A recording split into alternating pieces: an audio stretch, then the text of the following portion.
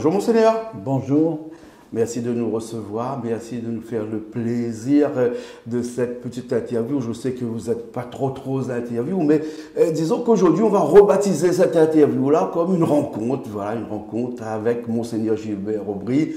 Et on peut toujours dire Monseigneur aujourd'hui, même si après 2023, pareil, ça ne change pas. Alors Monseigneur, en tout cas, nous, on est contents de vous avoir chez nous sur Canal Austral parce que vous êtes un personnage chargé d'histoire, chargé d'histoire. Beaucoup de médias ont écrit sur vous, beaucoup de médias ont raconté votre vie, mais moi j'ai envie de ne pas parler de ce que les médias ont raconté sur votre vie comme ça. J'ai envie que vous me parlez de quelque chose qui peut-être vous-même ne savez pas. Oui, je veux parler de cette étincelle, je veux parler de cette petite flamme qui un jour ou l'autre, quand vous étiez un peu plus jeune, est arrivée en vous et vous a fait penser ou croire que toute votre vie, c'est pas grave, sera liée et en tout cas sera dédiée à Dieu et à Jésus. Est-ce que c'est arrivé comme un coup de foudre ou bien sinon comme un lever de soleil le matin qui apparaît au petit jour, petit à petit comme ça? Oui, l'étincelle de la vocation. Alors, moi j'ai été ordonné prêtre le 23 août 1970.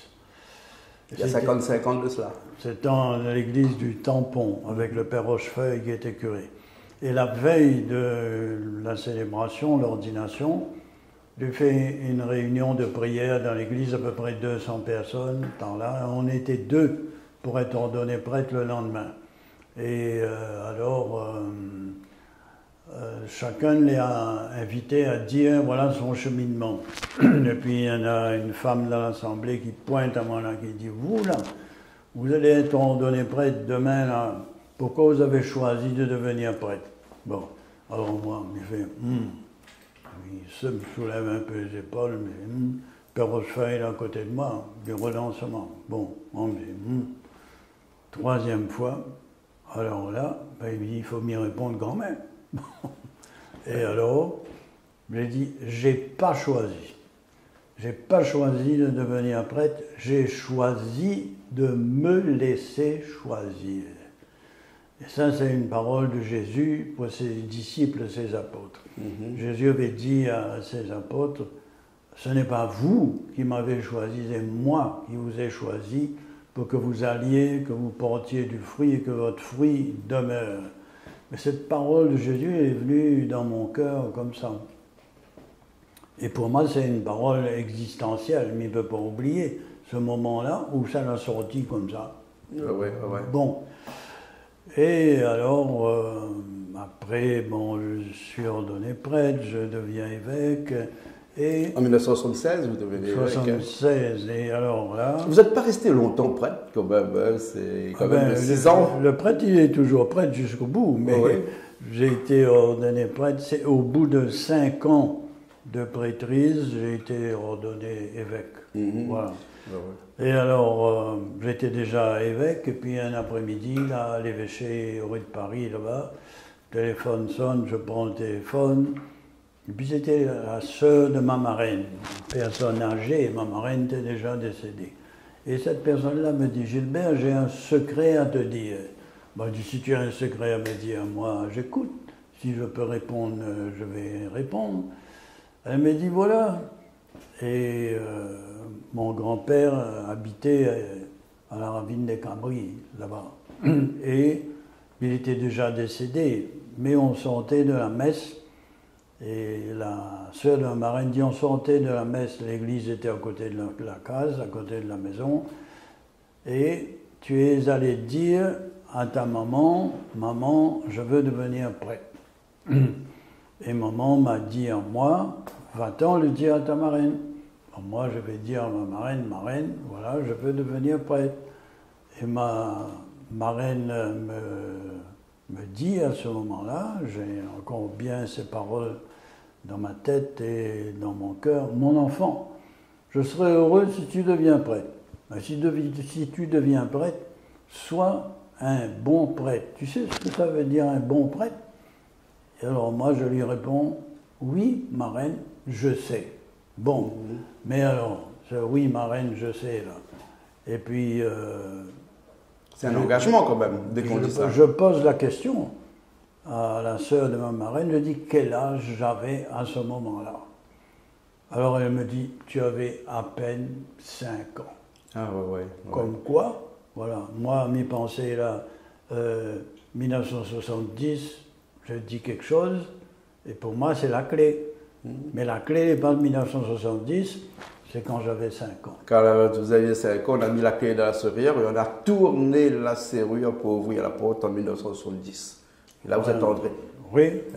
Là, vous êtes entré. C'est quand même un engagement. Hein. Il y a un grand philosophe qui a dit quand même, ne pas s'engager, c'est encore s'engager. Si aujourd'hui vous n'auriez pas fait cet engagement-là, vous serez devenu quoi? Vous avez un métier dans la vie de tous les jours, vous aurez pu éventuellement faire. Est-ce que vous aviez pensé à ça? Bien sûr, c'était seulement ça et rien d'autre. Quand j'étais enfant, bon, je voulais tout en même temps. Comme tous les enfants. Je voulais être pompier aussi. Je voulais, pas pompier, mais je voulais être aviateur, je voulais être écrivain, je voulais être poète, je voulais être chanteur. Poète, vous l'avez fait. Oui. Vous étiez poète. Voilà, donc quand j'étais enfant, je voulais tout faire.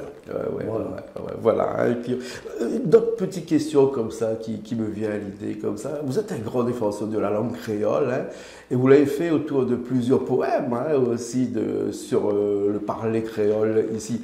C'est vraiment quelque chose qui vous tenait à cœur, ça? Ben, si on n'est pas, je dirais, premièrement, le créole n'a pas besoin d'aller à l'école pour cause créole. Bon, tous les Réunionnais qui vivent en communauté de destin sur cette île-là, ben, c'est comme les oiseaux. Les oiseaux, ils ne savent pas l'école. Mais les oiseaux, ils sifflent. Un moineau, il ne siffle pas comme un martin, il ne siffle pas comme un merle. Bon, donc, un créole réunionnais, mais il va cause son créole réunionnais quand il grandit avec les autres. Moi, j'étais à l'école primaire au Piton-Saint-Leu. Eh bien, Piton-Saint-Leu, là, nous avions toute qualité de réunionnais. Nous avions des Noirs, nous avions des Métis, nous avions des Malbas, nous avions des Arabes. Tout le monde nous entendait bien dans la cour de l'école. Et par conséquent, là, il n'y avait pas de sujet interdit entre nous, ni aborder n'importe quel sujet. Et voilà, le vivre ensemble, ben nous l'étions déjà dans le vivre ensemble. Et vous avez contribué aussi, Monseigneur, pour ce vivre ensemble-là, autour des dialogues interreligieux, par exemple, où vous êtes un des seuls à pouvoir essayer de réunir toutes les religions de la Réunion ensemble. C'est-à-dire que le chrétien doit parler avec le musulman, il doit parler avec le tamoul, il doit se discuter, parce que c'est cette unité-là qui vous tenait à cœur, vous, pendant toute votre sacerdoce. Alors, quand j'étais petit, là, on vivait à Stella, Saint-Leu, à côté de Piton-Saint-Leu. Et on allait à la messe à l'église de Saint-Leu. Et en face de l'église de Saint-Leu, il y avait M. Moulan. Il était impressionnant, il était avec sa grande robe là, blanc, avec sa grande barbe bien jusque-là, avec un fez rouge sur sa tête, avec un pompon dessus. Et tous les dimanches, quand la messe était finie, sa boutique était ouverte juste en face de l'église. Et lui était sur la porte de l'église, et toutes les femmes qui sortaient de l'église avec une grande capeline à ce moment-là, ils allaient acheter la toile ou bien une robe là-bas chez Moulan. Et moi, Zarab la toile, comme on l'appelait. C'est pas péjoratif pour autant. Non, Zarab la toile, dit M. Moulan. Zarab la toile était là, sur son pas de porte. Et alors, papa il était à côté de moi, et moi, m'y pose la question à papa, est-ce que le Zarab en face là lui croit au bon Dieu comme nous? Et alors, papa va mettre la main sur ma tête, il a dit, mon enfant, oui, il y croit au bon Dieu, mais il y croit d'une autre manière que nous. Bon, ben moi, ça m'a suffi comme réponse, comme enfant. Et il pense que ma graine de semence pour le dialogue interreligieux était ce moment-là. Parce que papa a donné à moi une réponse que l'a satisfait à moi comme enfant. Puis après, ben, on a grandi, on a approfondi les affaires. Et même si quelques personnes dans ce temps ont dit oui, mais que fait notre évêque avec un imam, avec un prêtre taboul, avec d'autres religions, ça vous passez à côté. Ça. Oh, oui. C'est pas dans ce mot. Oui, mais là, il faut... Parce qu'il y a eu des gens qui... Il faut revenir là à l'inauguration du pont de la rivière de l'Est en 1979, je crois, oui. Et à ce moment-là, le nouveau pont à côté du pont suspendu, là, le pont par en haut. Et le responsable de l'équipement, la DDE à l'époque, c'était M. Eladari, c'était un Français d'origine vietnamienne. Alors il vient voir moi, et puis il demande, ben, en France, comme on a une œuvre d'art comme ça, il fait toujours une bénédiction. On a eu 3 secondes à peu près, comme ça, de réflexion.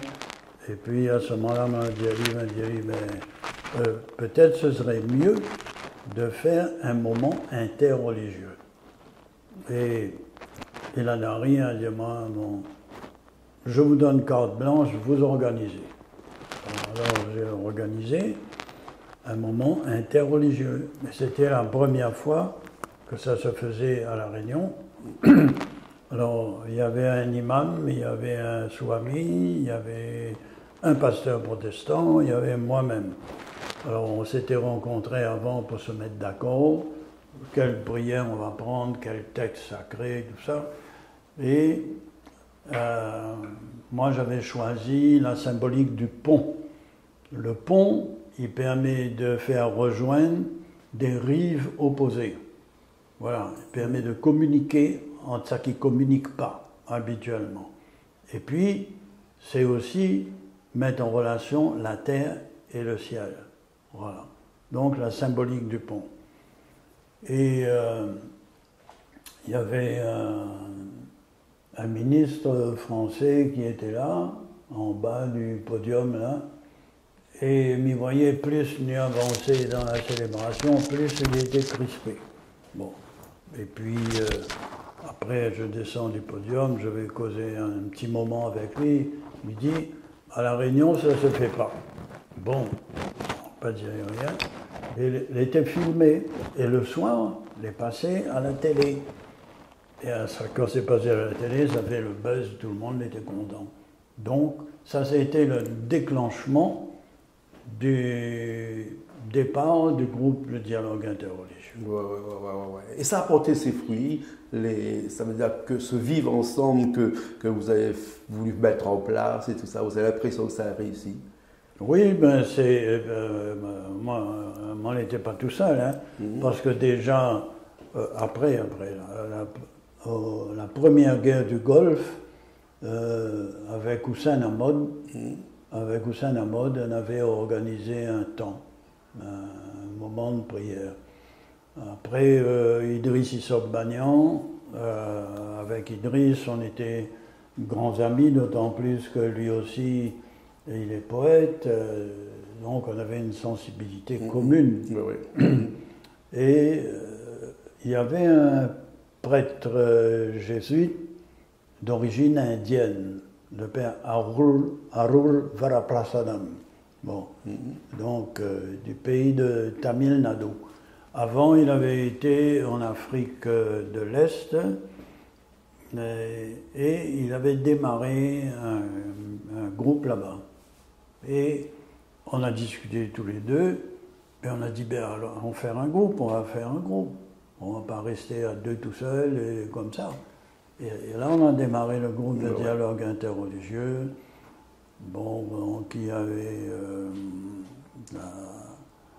Hussein Ahmad, Idriss Issop Banyan, le père Arul Varaprasadam, Shanmugam, dedans. L'auteur, oui. Oui. D'accord. Et l'association de fête est devenue une association déclarée en 2000. D'accord. Et à partir de ce moment-là, ben, le groupe s'est étoffé encore au fur et à mesure. Et jusqu'à présent, bon, Idriss, qui a été au départ, il a été président, on l'a mis comme président jusqu'à il y a 3 ans. Et puis maintenant, c'est Daniel Mignapoulet qui a pris le relais à la présidence. Ouais, à Saint-Paul. Enfin, voilà un peu. D'accord. Voilà. Mais vous avez toujours été un meneur, Monseigneur, puisque vous avez aussi présidé tous les évêques de l'océan Indien aussi, quand même. Hein? Oui, j'ai été président de la conférence des évêques de l'océan Indien, mais c'est une présidence tournante. Ouais. Tournante. Et avec ça, il y a 6 ans de cela, vous êtes allé voir le pape aussi, quand même. Le pape François. Oui, et puis aussi le pape, mais avant le pape François, il y a la venue du pape Jean-Paul II à La Réunion. Vous étiez déjà évêque là? Ah bah oui, parce que je suis évêque depuis 76. Et moi j'étais jeune de scout sur la place. Et Jean-Paul II est venu en 89. 89, oui. 89. Ouais. C'était un grand moment aussi, ça. Il est venu en 89, il est venu à La Réunion. Et on avait combiné son voyage avec la béatification du frère Scubilion, qui avait été un éducateur, un évangélisateur et un réconciliateur. Et il éduquait normalement, il faisait des cours du soir pour des enfants d'esclaves et des esclaves qui n'étaient pas libres la journée. Après, l'abolition est arrivée, ça a été différent. Donc, on était à Rome, en visite à Rome avec les évêques d'océan Indien, et on avait invité le pape Jean-Paul II. On lui dit, il y a une béatification aussi à faire à La Réunion, vous pourrez faire la béatification en même temps. Il dit oui. Et puis il y avait un globe terrestre, un joli globe terrestre. Un marmonde, comme ça, à côté de la porte. Il dit, mais où est-ce que ça se trouve, La Réunion? On le fait tourner, j'ai dit, voilà, c'est là. Il dit, il n'y a rien. À ce moment-là, je lui ai dit, mais venez voir. C'est comme ça qu'on a déclenché, je dirais, sa venue à La Réunion. Même le pape François ne le savait pas aussi, lorsque vous êtes allé là-bas, où se trouvait La Réunion. Il savait Madagascar. D'ailleurs, il est venu à Madagascar. Pour faire connaître La Réunion, il faut dire à côté de Madagascar. À côté de Madagascar. Tout le monde connaît Madagascar. Ou même à côté de l'île Maurice, parce que dans le monde, on connaît bien l'île Maurice, c'est pas très peu la Maurice, mais Madagascar, là où les cieux, après on dit 700 km à l'est. Voilà. Bon, le pape, c'est quelque chose qui vous a marqué, mais... Oui, mais c'est le pape à La Réunion, c'est pas rien. C'est vraiment la première fois qu'un pape, la seule fois d'ailleurs, où le pape est venu à La Réunion. Et le dernier pape qui est venu à Madagascar, pape François. Il est venu ici à l'île Maurice. Mais Jean-Paul II aussi. Mais Jean-Paul II a été le seul pape à faire toutes les îles de l'océan Indien. Et vous, Monseigneur, ça ne vous a pas trotté dans la tête un jour de passer au-dessus de l'évêque que vous êtes et pour être cardinal et pour aller un petit peu plus loin dans la hiérarchie de l'Église catholique? Mais tu sais, il y a beaucoup de oiseaux rouges à La Réunion. Voilà. Mais être cardinal, c'est pas être supérieur à un évêque. Voilà. Il est évêque, mais il est appelé à être un plus proche collaborateur du pape. Voilà. D'ailleurs, c'est eux qui élisent le pape aussi. C'est eux qui élisent le pape. Voilà. Mais alors, ça, c'est le secret du pape. En lien avec le collège des cardinaux, il appelle ceux qu'il souhaite associer à sa charge, d'autant plus que, en général, les cardinaux sont nommés à un âge assez avancé, donc il y a un renouvellement du collège. Et au-delà de 80 ans, le cardinal peut toujours avoir une voix consultative, mais il n'a pas une voix, je dirais, délibérative. D'accord, voilà. Ouais. Il n'a pas de diocèse aussi. Hein. Il a pas, voilà. Mais un cardinal peut aussi avoir un diocèse, hein, comme par exemple à l'île Maurice, Monseigneur Piat, il était évêque de l'île Maurice, il était cardinal en même temps. D'ailleurs, il a siégé avec vous dans le colloque. Hein. Et voilà, ok. En tout cas, Monseigneur, nous on est contents parce que ça fait 20 minutes déjà qu'on parle. Hein, mais juste pour revenir sur le sujet de départ, hein, le petit grain de sable, le petit joie qui se lève doucement, ou bien sinon le Big Bang du fait que vous êtes devenu évêque. Vous m'avez dit tout à l'heure 5 ans. Hein, à partir de 5 ans. Donc ça s'est fait progressivement, la connaissance, c'est l'envie de connaître Dieu, Jésus. Ça se fait lentement au fur et à mesure. On n'a jamais fini d'approfondir la connaissance, de mieux connaître Jésus pour les chrétiens, voilà. Et quand on va passer de l'autre côté aussi, l'être de tous les êtres, Dieu n'est pas le nom de Dieu, Dieu c'est un nom, comme ça, pour dire que c'est infini, c'est l'incréé, il est incréé. Et quand on va faire le passage de l'autre côté, ben on n'aura jamais fini de faire le tour de Dieu, de l'origine du monde, du cosmos, des galaxies. Et voilà, il y a des millions de galaxies. Et nous, La Réunion, on est sur cette petite planète Terre, là.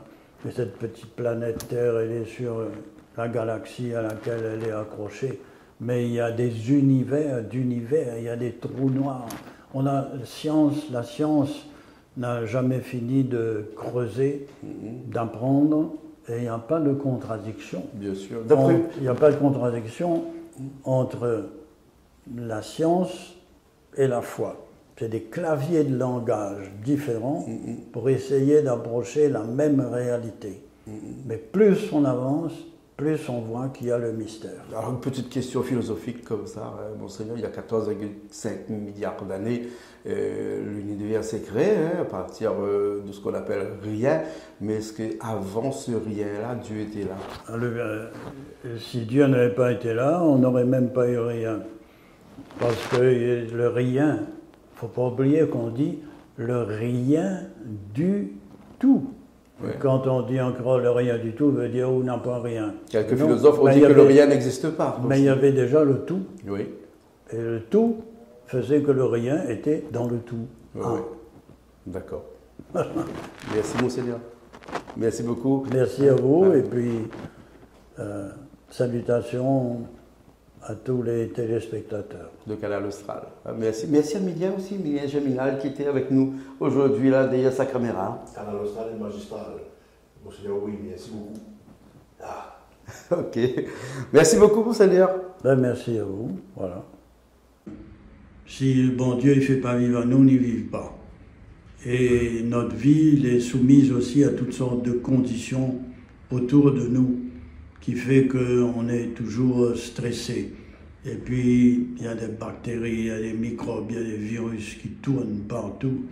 Et les hommes, les humains, ont une responsabilité dans cette détérioration des conditions de santé. Mais Dieu nous donne le souffle de l'Esprit Saint, la capacité morale et spirituelle de lutter, de tenir, et de tenir aussi en relation avec les médecins ou des personnes qui peuvent nous aider. Donc nous tiens bon